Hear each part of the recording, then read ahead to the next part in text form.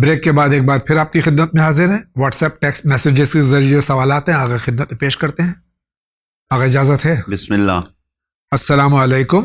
علیکم السلام. میں صبیحہ اختر حیدرآباد سے. میرا سوال ہے، اگر کسی کی طلاق ہو جاتی ہے اور وہ واپس اپنے ہسبینڈ کے پاس جانا چاہے تو کیا یہ ہو سکتا ہے؟ وہ جانا چاہے کیا، وہ تو ہم کو جو حکم دیا گیا ہے خود قرآن مجید کی آیتوں میں بھی یہ بات ہے کہ ایام عدت میں، یہ جو عدت کی مدت ہوتی ہے، اس مدت میں طلاق شدہ بیوی کو اپنے کو بنا کے سنوار کے کسی نہ کسی طریقے سے شوہر کو اپنے طرف جذب اور اٹریکشن کرنا چاہیے تاکہ وہ اس سے قریب ہو سکے. اور اسی لیے کہا گیا ہے کہ طلاق کے بعد عدت گزارنے کے لیے بیوی کو گھر میں ہی رکھو، نکالو نہیں. تو بالکل جا سکتی ہے، لیکن رجوع جو ہے وہ شوہر کی طرف سے ہی ہوگا. بیوی اس کو اپنی طرف اٹریکٹ کر سکتی ہے کہ آ جائے، اور شوہر اگر آ گیا تو طلاق ختم ہو جائے گا. جو عدت کی مدت ہے یعنی 3 مہینے کی جو مدت ہے، اس 3 مہینے میں اگر آ جائے تو بالکل پلٹ سکتی ہے، اس میں نکاح کی ضرورت نہیں ہے. دوسرا سوال ان کا ہے، اگر ہسبینڈ کو دوست رکھنا چاہتے ہیں طلاق ہو جانے کے بعد تو کیا وہ صحیح ہے؟ یعنی اگر طلاق ہو گیا حتماً، اب اس کے بعد دوست رکھنا چاہیں، ہسبینڈ کہاں رہا وہ؟ اب تو وہ نامحرم ہو گیا جی. تو نامحرم سے محبت دوستی جائز نہیں ہے. بہت بہت شکریہ آغا. السلام علیکم جاوید بھائی مولانا صاحب. علیکم السلام. میرا پہلا سوال ہے کہ جس لڑکی کا پہلے نامحرم کے ساتھ تعلق رہا ہو ناجائز، تو اس لڑکی کے ساتھ شادی کی جا سکتی ہے؟ توبہ کرے، استغفار کرے اپنے پروردگار کی بارگاہ میں اور پھر عقد کرے. صحیح ہے. دوسرا سوال ہے کہ کیا علی ولی اللہ اذان کا حصہ ہے؟ اذان کا حصہ ہو نہ ہو، بہرحال شیعت کی بنیاد ہے. اور فقہا کے نزدیک جب ہم جائیں گے تو ہم کو جو مسائل ملیں گے اس میں اذان کا اور اقامت کا حصہ نہیں ہے. لیکن جب ہم ایمان کے جزو میں دیکھیں گے تو جزو ایمان بلکہ اصل ایمان علی ولی اللہ. بے شک. تیسرا سوال کہ امام زمانہ اجل اللہ تعالیٰ فرجہ شریف کا نام آتے ہی سر پر ہاتھ کیوں رکھا جاتا ہے؟ عظمت و بزرگی کی وجہ سے. یہ خیال ہے، واقعاً احساس ہونا چاہیے ہمیں کہ ہمارا امام زندہ ہے، ہم اس کے سامنے سر جھکاتے ہیں. السلام علیکم حضرت. علیکم السلام. میں اجمیر شریف سے ہوں. میں سنی ہوں. میں شیعہ مذہب کو پسند کرتا ہوں، لیکن میرے سارے ریلیٹیوز مجھے پسند نہیں کرتے اور مجھے اریٹیٹ کرتے ہیں، لیکن میں انہیں اگنور کرتا ہوں. مجھے وہ دشمن ماننے لگے ہیں، دوست نہیں رکھتے رشتہ دار میرے. کوئی مسئلہ نہیں ہے. اگر اللہ سے آپ محبت کریں اور جو اللہ کو نہیں مانتے وہ آپ کو دشمن ماننے لگیں تو کوئی بات نہیں ہے. آپ اللہ سے تو محبت کر رہے ہیں، حق یہی ہے. تو اگر آپ اہل بیت اطہار علیہ السلام سے محبت کر رہے ہیں اور اس کی وجہ سے کوئی آپ سے دشمنی کر رہا ہے تو آپ اس سے دشمنی نہ کیجیے، اس کو کرنے دیجیے. انشاءاللہ آپ کی دوستی جو اہل بیت سے ہے، جو اللہ سے ہے، اس کی بنیاد پر خدا ان کے دلوں میں آپ کی محبت ضرور ڈال دے گا انشاءاللہ.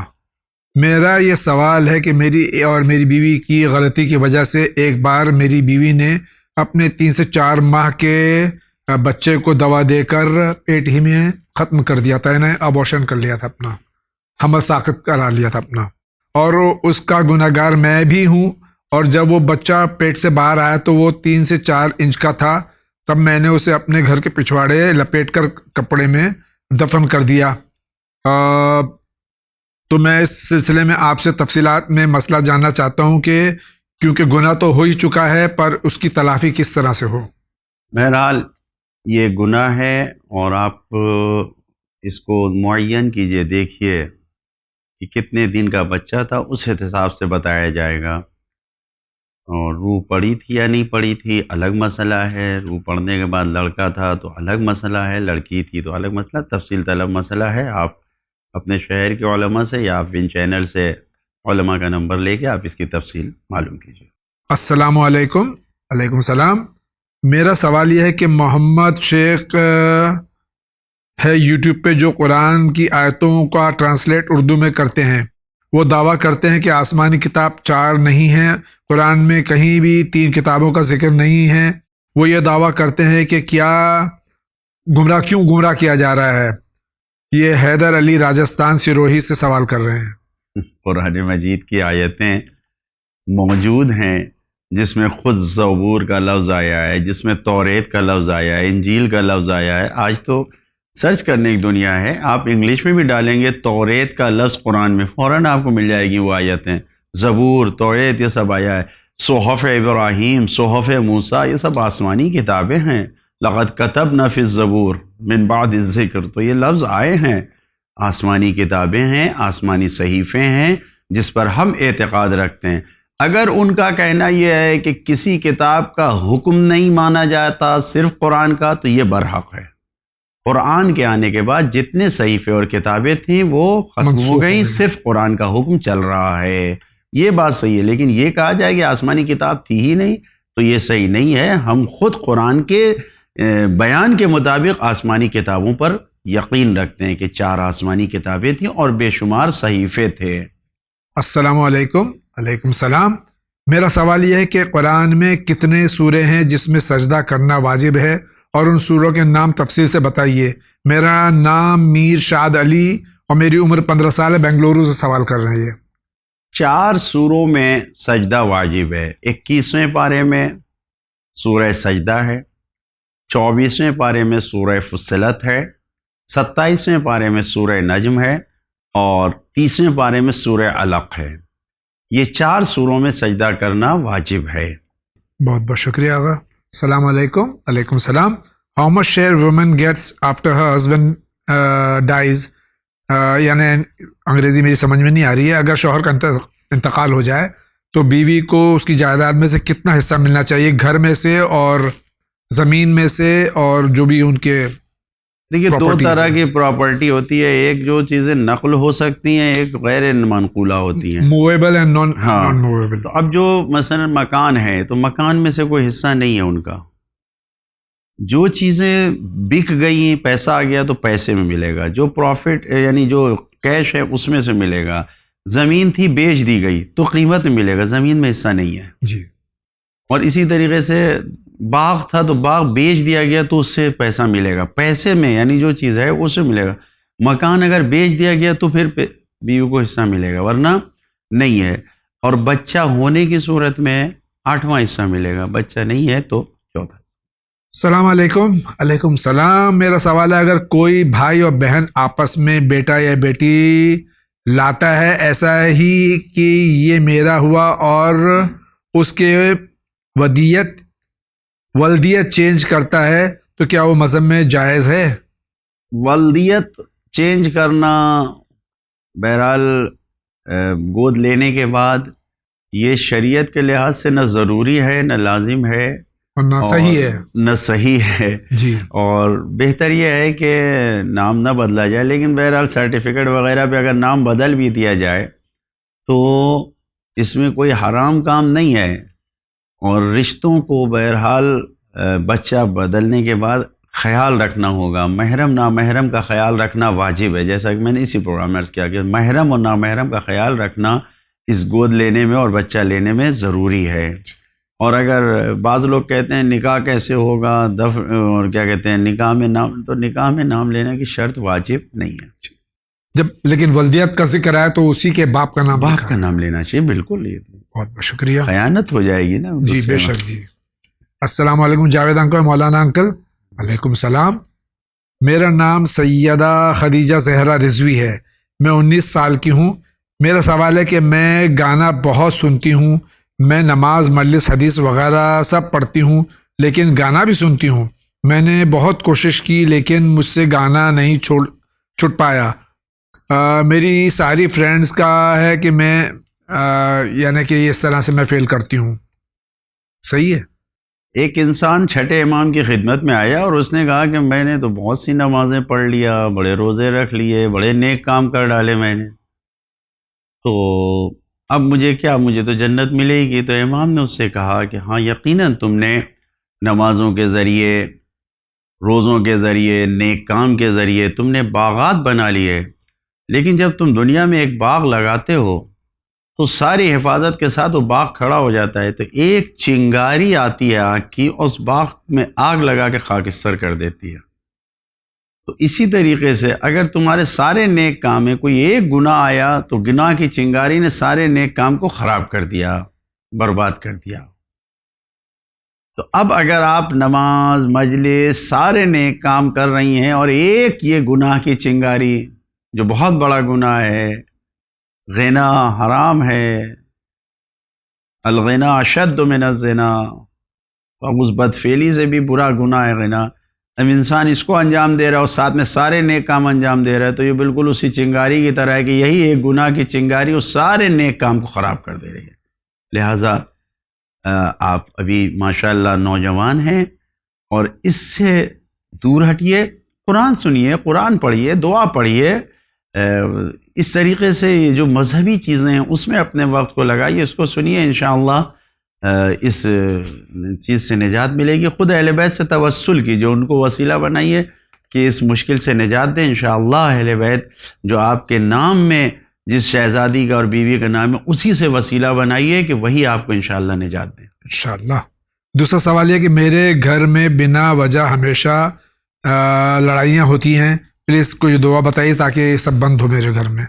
دیکھیے، ایک تو لڑائی کی وجہ یہی سب ہے، جب گناہ ہوتا ہے تو ظاہر ہے کہ گانا سننے کی وجہ سے بھی تو گناہ ہوتا ہے، تو لڑائیوں کی وجہ یہ بنتی ہے۔ دوسرے دیکھیں جو چیزیں لڑائی کا سبب بنتی ہیں اس سے دور کیا جائے، اور بہت چھوٹی چھوٹی سی چیزیں ہیں، مثال کے طور پر تولیہ، صابن، منجن، برش، یہ ساری چیزیں، کنگھی، یہ ساری چیزوں کو الگ کیجئے، اپنا اپنا الگ کیجئے، انشاءاللہ جو یہ چھوٹی چھوٹی باتوں پہ جھگڑے ہوتے ہیں یہ انشاءاللہ ختم ہو جائیں۔ بہت بہت شکریہ آغا۔ السلام علیکم۔ علیکم السلام۔ ہم رائے پور چھتیس گڑھ سے بول رہے ہیں، نام ہمارا شہنشاہ حسین ہے۔ ہمارا سوال ہے، چینل کسی سیریل میں شطرنج کھیلا جا رہا تھا، کیا شطرنج کھیلنا ٹائم پاس کی طرح بغیر بازی کے کھیلنا جائز ہے؟ حرام ہے یا گناہ ہے؟ بتا دیجئے، والسلام۔ جاوید بھائی کو سلام۔ جاوید بھائی کی طرف سے علیکم السلام۔ آیت اللہ العظمیٰ آغا سستانی نے اجازت نہیں دیا ہے۔ السلام علیکم۔ علیکم السلام۔ سرکار، میرا سوال ہے کہ میرے والدین اللہ کے حکم سے زندہ سلامت ہیں، تو میں ہر شب جمعہ ان کی مغفرت کے لیے نماز ہدیہ والدین پڑھتی ہوں، تو کیا یہ صحیح ہے؟ بہرحال اس نماز کی بنا مرنے کے بعد ہی ہے، خدا انہیں سلامت رکھے، لیکن آپ ایسے ہی نماز پڑھ کے اس کا ثواب ان کے درجات کو بلند کرنے کے لیے، ان کی نیکیوں میں اضافے کے لیے ہدیہ کیجئے۔ یہ نماز جو ہے وہ انتقال کے بعد ہی ہے، جو ہدیہ والدین کے عنوان سے، آپ ایسی دو رکعت نماز پڑھ کے اپنے والدین کو ہدیہ کیجئے، یعنی اس کا ثواب ان کو ہدیہ کر دیے، اس میں کوئی حرج نہیں ہے۔ بہت بہت شکریہ۔ السلام علیکم۔ وعلیکم السلام۔ میرا سوال یہ ہے کہ کیا ہفتے میں کوئی دن نیل کٹ کرنا منع ہے؟ جیسے کہ کچھ لوگ کہتے ہیں کہ منگل اور بدھ کے دن ناخن نہیں تراشنے چاہیے۔ جامع الاخبار جو ایک کتاب ہے روایت کی، اس میں یہ لکھا ہے کہ جمعرات، جمعہ، دوشنبہ، یہ 3 دن کاٹو، جمعرات، جمعہ، دوشنبہ۔ تو شنبہ کا بھی ترجمہ کر دیجیے آپ۔ تھرسڈے، فرائیڈے اور منڈے۔ منڈے، جی۔ تھرسڈے، فرائیڈے، منڈے، یہ 3 دن، باقی 4 دنوں میں نہیں، کیونکہ اس میں روایت تفصیلی ہے اور ہر دن کے الگ الگ نقصانات بیان کیے گئے ہیں، لیکن ان 3 دنوں میں فائدے بیان کیے گئے ہیں، لہٰذا ان 3 دن میں کاٹیں، باقی 4 دنوں میں نہیں۔ بہت بہت شکریہ۔ السلام علیکم۔ علیکم السلام۔ مولانا صاحب، گھر میں آج کل بہت پریشانی چل رہی ہے، کوئی دعا بتا دی جس سے پریشانی ختم ہو جائے اور میرے شوہر کو روزگار مل جائے۔ صدقہ نکالیے، صدقے کے ذریعے انسان کی مشکلات بھی ختم ہوتی ہے اور رزق میں اضافہ بھی ہوتا ہے۔ یہ مت سوچئے کہ ہمارے پاس کیا ہے، بھئی 1 ہی روپیہ صحیح ہے تو اس 1 روپے کا ہی کچھ حصہ کر کے صدقہ نکالیے اور روز کا روز پہنچا دیجئے صدقہ، اس کے ذریعے سے جو ہے وہ مشکلات ختم ہوتی ہیں۔ اور ویسے سورہ طلاق کی 2 اور 3 آیت کو ہر واجب نماز کے بعد پڑھیے۔ سورہ طلاق کی 2 اور 3 آیت، وَمَن يَتَّقِ اللَّهَ يَجْعَلْ لَهُ مَخْرَجًا وَيَرْزُقْهُ مِنْ حَيْثُ لَا يَحْتَسِبُ وَمَن يَتَوَكَّلْ عَلَى اللَّهِ فَهُوَ حَسْبُهُ إِنَّ اللَّهَ بَالِغُ أَمْرِهِ وَقَدْ جَعَلَ اللَّهُ لِكُلِّ شَيْءٍ قَدْرًا۔ اس کو 3 بار صلوات پڑھیے، 3 بار اس آیت کو پڑھیے، پھر 3 بار صلوات پڑھیے، انشاءاللہ مشکلات بھی ختم ہوں گی اور رزق کے دروازے کھلیں گے۔ بہت بہت شکریہ آغا۔ السلام علیکم مولانا صاحب. علیکم السلام. ون چینل کو اور ترقی عطا ہو الہی الہی آمین. میرا کوشچن ہے، شوہر بیوی سے جھوٹ بولنے اپنی کمائی کو چھپانے کے لیے بولتا ہے تو کیا صحیح ہے؟ شوہر اپنی بیوی سے چھپاتا ہے اپنی کمائی کو، جھوٹ بولتا ہے. اگر صرف کمائی چھپانے کے لیے وہ غلط کہہ رہا ہے تو اس میں کوئی حرج نہیں ہے، کیونکہ واجب نہیں ہے بتانا. لیکن جھوٹ نہیں بولے. اور جھوٹ تو بہرحال مذاق میں بھی جائز نہیں ہے، لیکن واجب بھی نہیں ہے بتانا. اور آپ بھی اصرار نہ کیجئے. کیوں پوچھ رہی ہیں آپ کے بس اخراجات پورے کرے، یہ اس کی ذمہ داری یہ تو ہے. واجب کام ہے. ہاں، اگر وہ آپ کا خرچ نہیں دے رہے ہیں اور آپ کے اندازے کے مطابق مثلا جو حق ہے وہ نہیں ادا کر رہے ہیں، تب تو آپ ان سے مطالبہ کیجئے. ورنہ ایسے وہ کتنی ان کی انکم ہے، کتنی ان کی سیلری ہے، اس کو پوچھنے کی ضرورت نہیں ہے، اور کسی کو بھی نہیں پوچھنا چاہیے. یہ ایک ایسی چیز ہے کہ زیادہ تر مرد کو پسند نہیں آتی کوئی اس سے پوچھے کہ آپ کو مثلا کتنی تنخواہ مل رہی ہے، کتنا مل رہا ہے، اور کتنا مثلا آپ ہدیہ مل رہا ہے، کیا تحفہ مل رہا ہے. یہ چیز کسی کو پسند نہیں آتی. جیسے عورتوں کو پسند نہیں اسے اس کے بارے میں اس کی عمر پوچھ لی جائے. ہاں، ان سے عمر کے بارے میں پوچھا جائے تو انہیں ناپسند ہوتا ہے. السلام علیکم جاوید بھائی اور مولانا صاحب. علیکم السلام. وعلیکم السلام. میں کارگل سے بول رہی ہوں. اسلام میں لپسٹک لگانا کیسا ہے؟ لپسٹک ایک زینت ہے، اور زینت کو صرف اپنے محرم یعنی شوہر کے لیے ہونا چاہیے، نامحرم کے لیے نہیں. لہٰذا اگر ہم لپسٹک لگا کے سڑک پہ نکل رہے ہیں تو نامحرموں پہ نگاہ پڑ رہی تو یہ حرام ہے، گناہ ہے. شکریہ آغا. دوسرا سوال ان کا ہے، اگر ریڈی میڈ شاپ سے کپڑے خریدتے ہیں تو وہ کھول کے ہمیں دکھاتے ہیں پھر پیک کر کے دیتے ہیں، تو میرا سوال یہ ہے کہ اس کپڑے کو بنا دھو کر نماز پڑھ سکتے ہیں؟ سوکھا ہوتا ہے، لہذا سوکھے میں اگر کسی غیر کا ہاتھ بھی لگتا ہے تو کوئی حرج نہیں ہے. اگر وہ گیلا ہو تو بہرحال اسے پاک کرنا پڑے گا. ورنہ سوکھے کپڑے کو، نئے کپڑے کو ہمیں یقین نہیں ہے اس کے نجس ہونے کا، لہٰذا بغیر اس کو دھوئے ہوئے بھی ہم اس سے نماز پڑھ سکتے ہیں. ونٹر میں جوس کو گرم کر کے پیتے ہیں، وہ صحیح ہے؟ ہاں، شاید یہ سنا ہوگا انہوں نے کہ مثلا انگور کا جوس اگر کھولایا جائے تو وہ شراب ہو جاتی ہے. اس لیے پوچھ رہی ہوں. گرم کرنے میں کوئی حرج نہیں ہے، تھوڑا سا اس کو گرم کیا اور گرم کر کے پی لیا. اگر مان لیجئے آپ نے انگور کا جوس نکالا اور وہ 3 لیٹر تھا، اس کو اتنا کھولایا کہ 1 لیٹر ختم ہو گیا، اب جب وہ 2 لیٹر بچے گا تو وہ شراب ہو جائے گا. اس لیے اتنا نہیں، گرم کرنے میں کوئی حرج نہیں ہے. بہت بہت شکریہ آغا. السلام علیکم. علیکم السلام. جی ہم نفیسہ فردوس بول رہے ہیں، ہم کولکتہ سے بول رہے ہیں. ہمیں قرآن ہدیہ کرنا ہے، کیا ہمیں بنگالی لینگویج کی قرآن مل جائیں گے؟ آپ چینل ون کے نمبر پہ فون کیجئے، اگر وہاں اویلیبل ہوگا تو ضرور آپ کو پہنچا دیا جائے گا. بہت بہت شکریہ آپ کا. السلام علیکم. علیکم السلام. جمعے کے دن کون سا سورہ پڑھنا چاہیے؟ بعض روایتوں میں یہ ہے کہ جمعے کے دن سورہ یاسین کو پڑھنا چاہیے صبح سے ظہر تک، جمعے سے پہلے، اور اس کے بعد آیت الکرسی کو پڑھنا چاہیے ظہر سے غروب تک. اور ویسے اللہم صلی علی محمد و آل محمد وعجل فرجہم، اس کو 100 بار پڑھنا چاہیے. یہ بہترین ذکر ہے. بہت بہت شکریہ آغا. السلام علیکم. علیکم السلام. کیا غسل مستحب کے بعد وضو کریں یا نہیں؟ حضرت آیت اللہ العظمی آغا سیستانی دامت ظلہ العالی توضیح المسائل میں انہوں نے ذکر کیا ہے، تقریباً 27 قسم کے مستحب غسل کو ذکر کیا ہے. اگر ان میں سے کوئی غسل ہے تو اس کے بعد وضو کی ضرورت نہیں ہے، اگر ان میں سے نہیں ہے کوئی مستحب غسل تو پھر وضو کرنا. شکریہ آغا. السلام علیکم. علیکم السلام. میں بہت پریشان ہوں اپنی بھائی اور بہن کے رشتے کو لے کر. رشتے لگ رہے ہیں مگر پھر چھوٹ جاتے ہیں. بہرحال ہم نے اس کے پہلے بھی ابھی عرض کیا کچھ دیر پہلے، آپ نے سنا ہوگا کہ قید و شرط کو کم کیجئے، اور لڑکیوں کے رشتے کو لیے ذرا سا مشکل ہوتی ہے تو اس کے لیے سورہ طٰہٰ کو ہم پہلے بھی بیان کر چکے ہیں. سورہ طٰہٰ کو پانی پہ پڑھ کے ٹب میں یا بالٹی میں پانی بھریں اور وہاں سورہ طٰہٰ پڑھ کے اس پہ پھونک کے اس کے بعد اس کو حمام میں رکھ کے لے جا کے یا حمام میں اس میں نہا لیں اس پانی سے، تو بہت جلدی انشاءاللہ رشتہ آتا ہے. میرا نام حفیظہ ہے. میرے ہسبینڈ ڈرنکنگ کے ایڈکٹ ہو چکے ہیں، اس کے لیے کوئی بتا دیجئے دعا کہ ان کی عادت چھوٹ جائے. قرآن مجید کی آیتیں پڑھنے سے انسان اس عادت سے باز آ سکتا ہے، لیکن بہتر یہ ہے کہ کونسلنگ کی جائے ان سے۔ بغیر کونسلنگ کے کسی دعا سے تاثیر نہیں ہوتی۔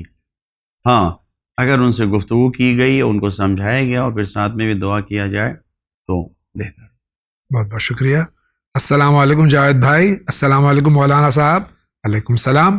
آپ سے گزارش ہے میرے نام کو ظاہر نہ کریں۔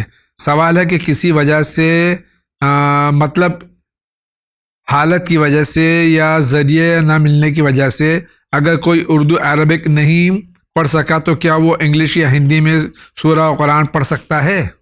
کوئی حرج نہیں ہے، پڑھ سکتے ہیں، لیکن بہرحال یہ جان لیجئے کہ عربی سیکھنا ضروری ہے ہمارے لیے۔ کم سے کم نماز کی حد تک جو سورے پڑھے جاتے ہیں اس کو ہمیں عربی پڑھنا چاہیے۔ قرآن ہمارا ساتھی ہے، قبر میں کوئی اور ساتھی نہیں ملے گا سوائے قرآن کے، لہٰذا قرآن پڑھنا سیکھے۔ لیکن دوسری زبان جو ابھی ہمارے پاس ہے، میں نے دیکھا یہاں ہمارے یہاں مسجد میں بوڑھے لوگوں نے قرآن پڑھنا شروع کیا اور بہترین پڑھنے لگے، 3-4 سال میں پورا قرآن پڑھنے لگے، جبکہ 4 سال پہلے وہ کچھ نہیں پڑھ پاتے تھے۔ لہٰذا عمر کوئی حصے پہ بھی ہوں، اگر آپ قرآن پڑھنا سیکھیں گے، شروع کریں گے، اور کسی بھی زبان کو آپ بول رہے ہو، دنیا میں کوئی بھی لینگویج بول رہے ہو، اگر آپ اردو وہ قرآن سیکھنا شروع کریں گے، پڑھنا شروع کریں گے تو اللہ کی مدد ہوگی، آپ بہت جلدی قرآن پڑھنے لگیں گے۔ لہٰذا آپ اور دوسری زبان میں بھی پڑھنا چاہیں تو قرآن پڑھ سکتے ہیں۔ السلام علیکم۔ علیکم السلام جی، میرا نام محسن خان ہے، ایم پی سے ہوں۔ میرا سوال ہے کہ میرے دماغ میں بہت برے خیال آتے ہیں، گندے خیال پر دل صاف ہے، کیا میرے گناہ معاف ہوں گے؟ احساس ہے کہ آپ سے گناہ ہو رہا ہے تو بہرحال لہٰذا یہ خیالات اور یہ وسوسوں سے بچنے کے لیے جتنا زیادہ ہو سکے سورہ ناس کی تلاوت کیجیے، جو قرآن مجید کا آخری سورہ ہے۔ سورہ ناس پڑھیے، خاص کر کے ہر نماز میں اگر پڑھ سکتے ہو پڑھیے، نماز کے بعد پڑھ سکتے ہیں تو انشاءاللہ ان خیالات سے، برے خیالات سے نجات مل جائے گی، اور اپنے اس گناہ کے خیال کو پاک کرنے کے لیے توبہ کیجیے، استغفار کیجیے، خداوند عالم مدد فرمائے گا انشاءاللہ۔ بہت بہت شکریہ آغا۔ السلام علیکم۔ علیکم السلام مولانا صاحب، جاوید بھائی، پچھلے ایپیسوڈ میں ایک سوال آیا تھا منقبت میں میوزک سے متعلق، جس میں مولانا صاحب نے جواب دیا تھا کہ اسلامک میوزک الاؤڈ ہے، غیر اسلامک میوزک حرام ہے۔ میرا سوال یہ ہے کہ اسلامک اور غیر اسلامک میوزک کیا ہے؟ دیکھیے، یہ تو میوزک اور یہ ساری چیزیں تو یہ دنیا کی ایجاد کی ہوئی چیزیں ہیں، لیکن کچھ ایسی میوزک ہے کہ جو مثلاً جنگوں میں مسلمان کچھ پڑھتے تھے اور ڈھول طبل وغیرہ کچھ ایسے بجایا جاتا تھا، یا اسلامی جو موویز ہیں، سیریلز ہیں مثلاً، اس میں کچھ ایسی باتیں بیان کی گئی ہیں کہ جس میں کوئی دنیاوی خیال اور لہو و لعب نہیں ہے، بس وہ ایک جاذبیت کے لیے کہ مثلاً دینی پیغام کو پہنچایا جائے، تو اس طریقے کی جو میوزک ہیں اسی کو صرف حلال کہا گیا۔ لیکن یہ جان لیجئے کہ میوزک سے آج اتنا زیادہ معاشرہ تباہ و برباد ہو رہا ہے اس کے ذریعے سے۔ اب نبی کریم ائمہ معصومین علیہم السلام کی حدیث ہے کہ غنا سے انسان کا ذہن کمزور ہوتا ہے۔ غنا یعنی گانا، میوزک سے انسان کا ذہن کمزور ہوتا ہے، میموری کمزور ہوتی ہے، اور دنیا یہ کہہ رہی ہے ریسرچ میں اپنے کہ میوزک سے انسان کا دماغ، انسان کی میموری شارپ ہوتی ہے۔ تو اب ہم دنیا کی ریسرچز کو دیکھیں یا ہم اپنے نبی اور امام کی بات کو مانیں، یہ فیصلہ تو ہمیں خود کرنا ہے۔ دوسرا سوال ان کا یہ ہے کہ آج کل نوحے میں بھی ایسا کچھ ہو رہا ہے جیسے کہ کسی راک سٹار کا ویڈیو دیکھ رہے ہیں، تو سوال یہ ہے کہ اس طرح کے نوحے سننا ٹھیک ہے؟ کوئی مذائقہ تو نہیں جس میں کہ اداکاری کے ساتھ میں اور میوزک کے ساتھ میں منقبت بیان کی جا رہی ہے، نوحے بیان کیے جا رہے ہیں، پڑھے جا رہے ہیں، یہ کہاں تک صحیح ہے؟ یہ بالکل صحیح نہیں ہے۔ بہرحال آپ نے جو روک اسٹار کیا لکھا ہے یہ تو مجھے معلوم نہیں کیا چیز ہے، لیکن اس بات کا خیال رکھیے، میوزک، گانا، یہ ساری چیزیں یہ سب شریعت میں جائز نہیں ہیں، حرام ہیں۔ کس طریقے سے انسان غور کرے، ہمارے ائمہ معصومین علیہ السلام، ہمارے نبی کریم صلی اللہ علیہ وسلم، ان کی حدیثوں نے بتایا کہ میوزک انسان کو ضعیف بنا دیتی ہے، ذہنی طور پر انسان کمزور ہو جاتا ہے اس غنا کے ذریعے سے، گانے کے ذریعے سے۔ کیسے میوزک، آج کے ریسرچرز کہہ رہے ہیں کہ میوزک سے انسان کی میموری شارپ ہوتی ہے، انسان کو سکون ملتا ہے، یہ جھوٹ ہے۔ اب یہ تو اپنا اپنا نصیب ہے کہ اپنے نبی اور امام کی باتوں کو مانے یا دنیا والوں کی باتوں کو مانے، قطعاً غلط ہے۔ یہ کسی نہ کسی جھوٹی عزت، جھوٹی شہرت، جھوٹی دولت کے بھوکے ہیں جو اس طریقے کے منقبت پڑھ رہے ہیں، نوحے پڑھ رہے ہیں، گانے کی شکل میں، ناچ کی شکل میں، یہ جو اسٹائل کر رہے ہیں، یہ کیا جواب دیں گے اپنے امام معصوم کو؟ کہاں ائمہ معصومین علیہ السلام کی منقبت اور ذکر، اور کہاں یہ لہو و لعب، یہ فالتو اس طریقے کی باتیں؟ اس سے کوئی رشتہ نہیں ہے ائمہ معصومین علیہ السلام کا، قطعاً غلط ہے۔ جتنے بھی ہیں، چاہے کتنے بھی اچھے نوحے پڑھے ہوں، برسوں سے چاہے تم نے نوحے کی بنیاد رکھی ہو، لیکن اگر تم نے ایک نوحہ بھی اس طریقے سے نوحے گانے کی شکل میں پڑھ دیا، گانے کی دھن پہ پڑھ دیا، تو یہ حرام ہے۔ کیسے سب کے معافی کروائیں گے آپ؟ منقبت پڑھنا تالیوں کے ساتھ، نہیں معلوم باجوں کے ساتھ، اور اس طریقے سے ڈرامے کرنا حرام ہے۔ یہ سب جائز نہیں ہے۔ علماء کے فتوے موجود ہیں مجتہدین کے، یہ جائز نہیں ہے، کسی بھی اعتبار سے جائز نہیں ہے۔ خدا کے لیے میں اپنے سننے والے اور دیکھنے والے جوانوں سے یہ درخواست کرتا ہوں کہ بہکاوے میں نہ آئیں۔ ان کے پاس فتویٰ نہیں ہے، اتھینٹک یہ نہیں ہے، یہ جو منقبت خواں ہیں، یہ جو نوحہ خواں ہیں، جو اس طرح کے نوحے پڑھ جو رہے ہیں، اس طریقے کے نوحے پڑھ رہے ہیں، منقبت پڑھ رہے ہیں، یہ اتھینٹک نہیں ہے۔ اتھینٹک ہمارے مراجع تقلید ہیں، ان سے پوچھیں کیا صحیح ہے۔ دلیل کے طور پر نوحہ نہ پیش کریں کہ دیکھیے اس نے پڑھا ہے، نہیں۔ یہ چیزیں بہرحال ہمیں احتیاط کرنے کی ضرورت ہے، اور کیونکہ یہ ایک انٹرنیشنل پلیٹ فارم ہے، لہٰذا میں یہاں سے نام نہیں لے سکتا، ورنہ میں ابھی سارے کے نام لے کے یہاں بیان کر سکتا ہوں کہ کون کون یہ کام کر رہا ہے۔ وہ لوگ خود ہوش میں آ جائیں، توبہ کریں، اور اگر ان کو خوف کسی اور کا نہیں ہے تو اپنے امام اور معصوم جس کا ذکر کر رہے ہیں اس سے ڈریں، توبہ کریں کہ وہ راضی نہیں ہے۔ بہت بہت شکریہ آغا۔ ناظرین کرام، اسی کے ساتھ جا رہے ہیں ہم آج کے اس ایپیسوڈ کے خاتمے کے اعلان کا۔ آپ بہت شکر گزار ہیں ہم آپ کے، اور ہم اپنے عالم دین کے بھی شکر گزار ہیں کہ تشریف لائے اور سوالات کے جوابات دیے۔ آپ اسی طرح سوالات بھیجتے رہیے، چینل ون کی ہر طرح سے مدد کیجیے۔ آپ ہی کے تعاون سے یہ چینل چل رہا ہے تاکہ ہم پوری دنیا تک پیغام انسانیت اور بہتر طریقے سے پہنچا سکیں۔ آغا آپ کا بہت بہت شکریہ۔ انشاءاللہ زندگی رہی تو پھر آپ سے ملاقات ہوگی، تب تک کے لیے اجازت دیجیے۔ وآخر دعوانا ان الحمد للہ رب العالمین۔